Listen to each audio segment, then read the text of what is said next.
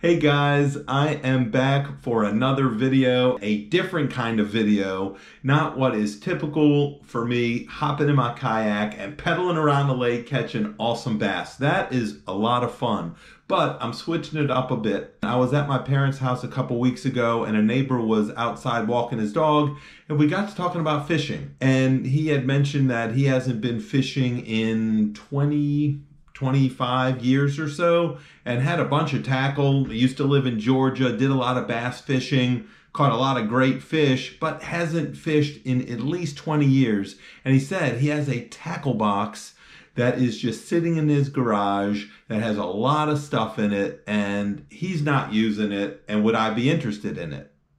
Yes, that is the answer. Now, what we're going to do is we're going to open this thing up and we're going to go drawer by drawer and see what's inside. We're going to go on this journey together and look at some lures that really haven't been in the water in a long time. Resurrect, if you will, things that have caught fish decades ago that maybe fish haven't seen for decades. So maybe that will be an advantage for pressured fish, trying lures that are not typically fished nowadays, which I think is pretty cool. So that's the idea. So as I'm going through the contents of this tackle box, if you happen to see something that you think would be cool for me to try, leave it in the comments, let me know, and I'll give it a shot on a future fishing trip. If this is the first time you have seen a video of mine, thank you for stopping by. Consider hitting the subscribe button, hit the bell notification, you'll be notified when I release more videos. Leave a comment, hit a like, really appreciate the support and appreciate the feedback. So let's get to it. All right guys, here it is. Look at this. Plano Molding USA, Plano, Illinois. This box absolutely was made in the United States. I can guarantee you that. It is a 777 Plano. So it's a hard shell. The thing weighs a small ton. So let's go ahead and open it. So it opens up and it has this protective cover that keeps everything in, and then it stows away underneath. All right, so let's go ahead and get in this box. Let's look at the first drawer. I've got my chest cam on, so I will kind of go drawer by drawer and maybe tilt it a little bit, pull some stuff out so you can see it, and we'll kind of go on this journey together. Let's see what we got here. Some reel oil. There you go, South Bend reel oil. And then a bunch of nail clippers. Well, you can't have too many nail clippers, right? I assume these are what he used to clip his fishing lines. Oh, look at this. A few lures in their box. Look at this Rapala lure right here, guys. All right. That's pretty cool. Look at this, guys. A Storm lure. Now, I don't know if it's the same Storm lure that we see nowadays. They've got those Storm 3D shad kind of swim baits. This very well could be the same Storm company. Manufacturing, let's see, Oklahoma. Look at that, guys. Made in the USA. How many lures today are made in the USA? This is a Wigglewort. All right. And then the other things I see here, he's got some hooks. So some Eagle Claw hooks, some plastics that kind of have a liquid inside. So I'm not quite sure I want to open that up and look at it. What do we have back here, guys? Ooh. So plastic, oh my gosh, some plastic worms here. Look at this, Man's Bait Company has never been opened. $1 pack of worms. Look at this, winner of the 1973 Miller High Life Bassmaster Classic. So these lures, or these worms rather, were used to win the Bassmaster Classic in 1973. These have not been opened. That's awesome. I'm absolutely going to use these plastics right here. That is very, very cool. So let's go ahead and take a look at drawer number 2. Oh my goodness. Look at drawer number 2. There are a lot of vintage lures here, guys. Oh my gosh. I'm not going to take the time to separate all these hooks, but look at these crankbaits. Really interesting. Very cool.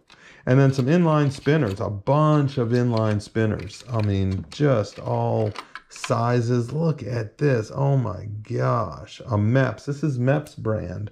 Look how massive that inline spinner is. Wow. Let me know, guys, if you think one of these would be better than another to try out. I mean, there's just all kinds of inline spinners with real feather tails on them. I bet you anything this is real bucktail right here. Look at that.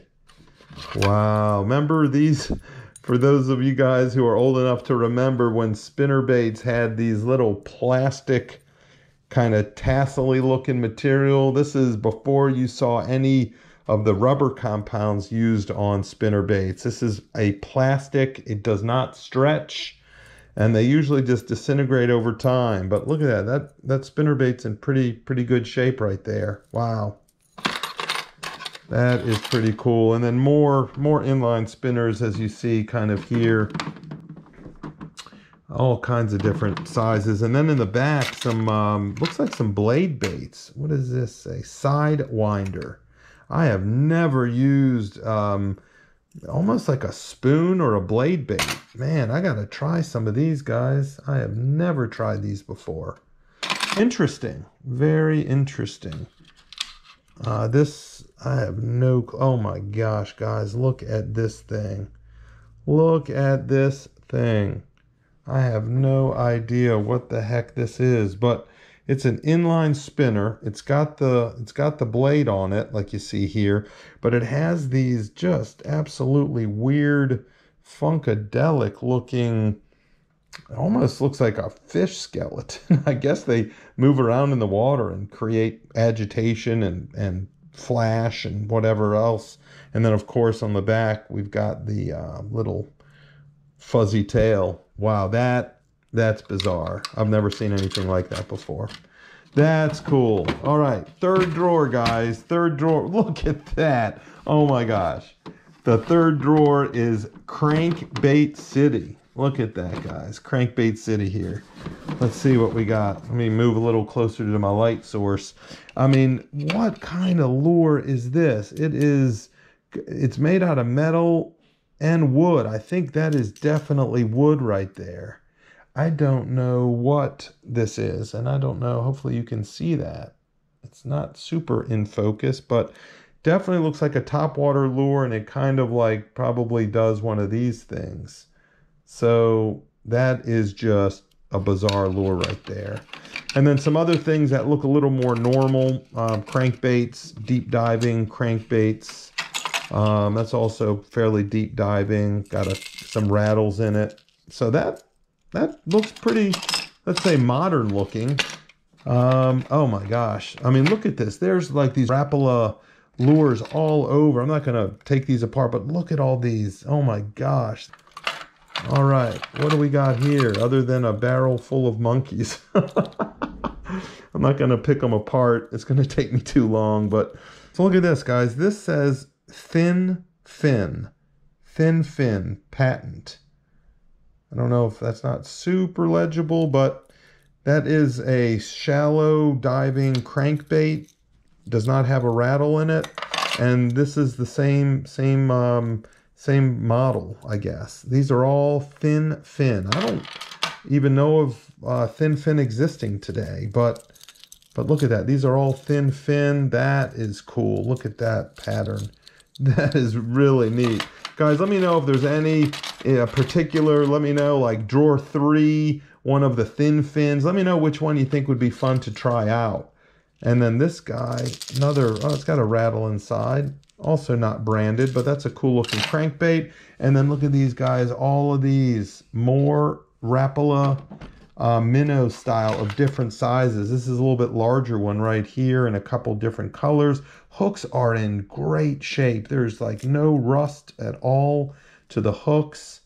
No corrosion that I can tell. And then more of these Rapalas right here on the side. Let me spin around here. Yeah, as you can see right here, Rapala's in a blue color. So, this Heddon Tiny Torpedo. Maybe that's what I was thinking of back on the other side. This one looking more like a Tiny Torpedo, but That is a tiny torpedo. Very much usable.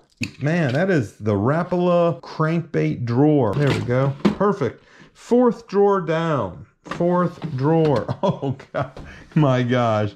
More crankbaits. This guy loved crankbaits. I think his name is Brian. Brian, if you're watching this video, thank you. This is going to be a lot of fun to try out. Really, really will be. So thank you for that. I'm going to have some fun just experimenting and trying out some different things. Things that are not available today. Of course, some of these things are very much still being made today or look very similar to today. This one, no way. I just can't even imagine. I just haven't. If you guys have seen something like this or know what this is called, it's not marked, there's no name on it, let me know. Leave it in the comments because that is really very unique looking. More typical crankbaits. Some have gotten some real use out of it. Oh my gosh. This paint job is pretty much non-existent right here. This is a well-used crankbait right there. So yeah, some things have been well used. Some things looks like they haven't been thrown in. Another really cool crankbait drawer. Very cool. Very cool. Fifth drawer down. More crankbaits. Oh my gosh. This one, look at that one. That, I don't know if you can see the colors on that. I mean, that is so cool. Sparkly. Nothing inside, no rattle inside. That's a cool crankbait. And of course, some more typical things. This looks like either a rattle trap or one of those Cordell version rattle trap style lipless crankbaits. But yeah, I mean, look at these. Wow, different size crankbaits. This definitely feels like wood. It feels definitely like wood. I'm not going to take the time to separate it. This says RC1 Pose, P-O-E-S. I don't know if you guys have heard of that or if it's still around. And this is an RC3 Pose. So those are, look, brand spanking new. Ah, look, another one of those Funkadelic topwater lures. Ah, there's something on it. This says Arbogast, Fred Arbogast Mud Bug. All right. Well, perhaps those other ones are mud bugs or mud bug knockoff. This definitely is a mud bug. So interesting. And then more crankbaits all around. And then of course over here, more of those, let's call them mud bugs. For these aren't marked, but perhaps mud bug wannabes. So very cool. Fifth drawer down, more crankbaits and mud bugs. All right, the last drawer, it's a deep drawer like you see right there. Let's see what is in it. Oh, wow. Let's call these accessories. This is the accessory drawer, perhaps. Really, wow, quite an interesting, different things in here. Look at this, guys. Some stainless steel scissors. Zebco, look at that. A D-Lyre. Look at that. I have never seen that. I suppose this is how a fishtail is not a fishtail by proving the weight, perhaps. The D-Lyre. That is funny. More, oh my gosh, look at this. Made in the USA. This is a little forceps. These are nice. Little locking. So these will be really nice to get hooks out that are fairly inaccessible with larger pliers. So these are really, really nice forceps here. And then of course, see more typical pliers and more, what are these? More scissors and more pliers. All right, scissors and pliers. All right, what do we got here, guys? Ah, look at that. I know some of you guys know exactly what this is, but boy, is it a vintage version. Guys, I'm not going to say what this is. In the comments, if you think you know what this is, leave a comment. Let us know what you think this is. Very cool. And very old. What else we got here, guys? Oh, yeah, more kind of like needle nose. Nice. Camp King. Camp King pocket knife. Ooh, wow, that is surprisingly sharp. Pocket knife. Love it. And then everybody needs a spoon, right? Everybody needs a spoon in their tackle box. All right. Bobbers. Can't have enough bobbers. Screwdrivers. Vermont American. USA. I love it. I'm opening a tackle box. It's a throwback in time, right? Where you can actually find things made in the USA. Look at this. This is a slip float bobber made in the USA. That is what I'm talking about, guys. That is awesome. Look at that. An old set of polarized sunglasses. And then some things I'm not going to be keeping, like 20 or 30-year-old lotion. What do we have here? Pre-sun. More little sunblock lotion. There's stuff in it. Household oil. Look at that. I don't think oil is going to spoil. That rhymed. More little screwdrivers. What do we got here?